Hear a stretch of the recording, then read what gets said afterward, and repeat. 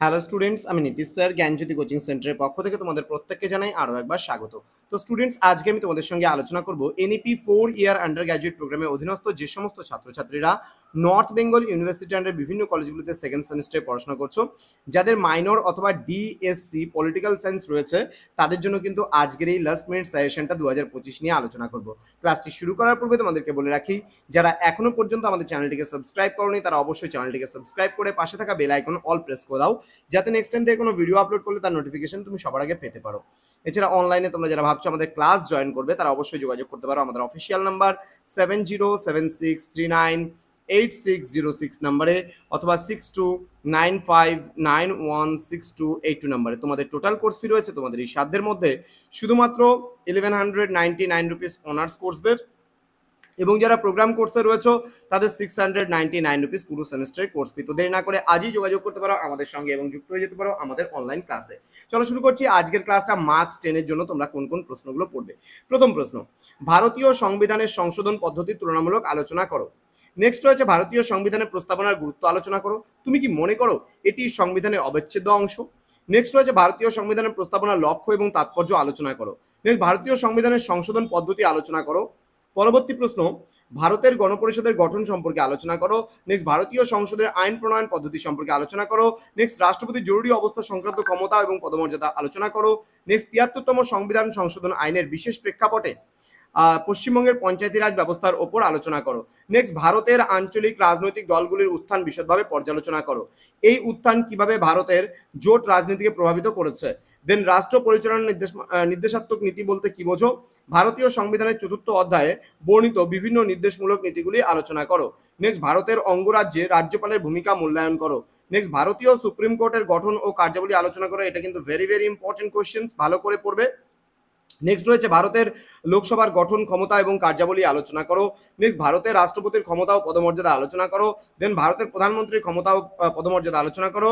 রাজ্যপালের স্বেচ্ছাধীন ক্ষমতা, এটা 6 জন্য তোমরা পড়তে পারো। বাকি এগুলো সব কিন্তু ভেরি ভেরি ইম্পর্টেন্ট কোয়েশ্চেন, যেগুলো তোমরা পড়বে 10 নম্বরের জন্য খুব গুরুত্বপূর্ণ প্রশ্ন।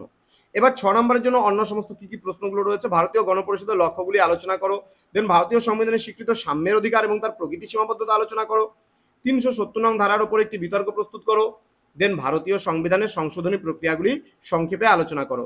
নেক্সট ভারতীয় সংবিধানের স্বীকৃত স্বাধীনতার অধিকারের প্রকৃতি ও সীমাবদ্ধতা লেখো। নেক্সট ভারতীয় সংবিধানে প্রস্তাবনার গুরুত্ব আলোচনা করো। নেক্সট রয়েছে ভারতীয় সংবিধানের 4র্থ অধ্যায়ে বর্ণিত বিভিন্ন নির্দেশমূলক নীতিগুলি আলোচনা করো।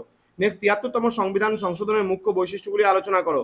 নেক্সট ভারতীয় সংবিধানের মুখ্য বৈশিষ্ট্যগুলো আলোচনা করো। এই প্রশ্নটাও কিন্তু ভেরি ভেরি ইম্পর্টেন্ট। ৭৩তম সংবিধান সংশোধন ভেরি ভেরি ইম্পর্টেন্ট কোশ্চেন্স। প্রস্তাবনার গুরুত্ব very very important questions. Next ভারতীয় অঙ্গরাজ্যের মুখ্যমন্ত্রীর ক্ষমতা ও পদমর্যাদা আলোচনা করো। এই প্রশ্নটাও কিন্তু খুব ভালো করে পড়বে। দেন ভারতবর্ষে হাইকোর্টের এখতিয়ারগুলি কি কি তা সংক্ষেপে আলোচনা করো। দেন লোকসভা ও রাজ্যসভার মধ্যে সম্পর্ক আলোচনা করো।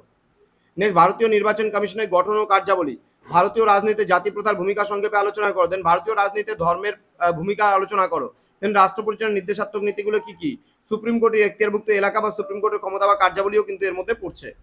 দেন প্রশ্নমান 3 এর জন্য ভারতীয় সংবিধানের প্রস্তাবনা, ভারতীয় নাগরিকদের মৌলিক কর্তব্য, লোকসভার অধ্যক্ষ, এগুলো টিকা টাইপের করে প্রশ্ন আসবে। ভারতীয় উপরাষ্ট্রপতি, ভারতীয় হাইকোর্টের গঠন, ভারতীয় সংবিধানের বৈশিষ্ট্য, বিচার বিভাগীয় সক্রিয়তা, ভারতীয় রাষ্ট্রপতির নির্বাচন, ভারতীয় মন্ত্রী পরিষদ এবং ক্যাবিনেটের মধ্যে সম্পর্ক, স্বাধীনতার অধিকার, ভারতের প্রধানমন্ত্রী, জোট রাজনীতি। ওকে। নেক্সট ভারতীয় সুপ্রিম কোর্টের গঠন, ভারতের দল ব্যবস্থার বৈশিষ্ট্য, ৭৩তম সংবিধান সংশোধন আইন, ভারতীয় সংসদ গঠন, দেন মিউনিসিপ্যালিটির কার্যাবলী, গ্রাম পঞ্চায়েতের কার্যাবলী। এই সমস্ত প্রশ্নগুলো পড়লেই কিন্তু তোমরা 100% কমন পেয়ে যাবে। তো স্টুডেন্টস, এই ছিল আজকে লাস্ট মিনিট সেশন। যারা এখনো পর্যন্ত আমাদের চ্যানেলটিকে সাবস্ক্রাইব করনি তারা অবশ্যই চ্যানেলটিকে সাবস্ক্রাইব করে পাশে থাকা বেল আইকন অল প্রেস করে দাও, যাতে নেক্সট টাইম থেকে কোনো ভিডিও আপলোড করলে তার নোটিফিকেশন তুমি সবার আগে পেতে পারো। এছাড়া অনলাইনে তোমরা যদি যুক্ত হতে চাও, যোগাযোগ করো আমাদের অফিসিয়াল নাম্বার 7076398606 নাম্বার এবং 6295916282 নাম্বার। তোমাদের উজ্জ্বল ভবিষ্যৎ গড়ে তুলবো আমরা, এটাই কিন্তু আমাদের প্রতিশ্রুতি। দেখা হচ্ছে খুব তাড়াতাড়ি আরো একটা নতুন ক্লাস নিয়ে। তোমরা প্রত্যেকে ভালো থেকো, সুস্থ থেকো। Thank you so much. Thanks for watching. After all, thank you.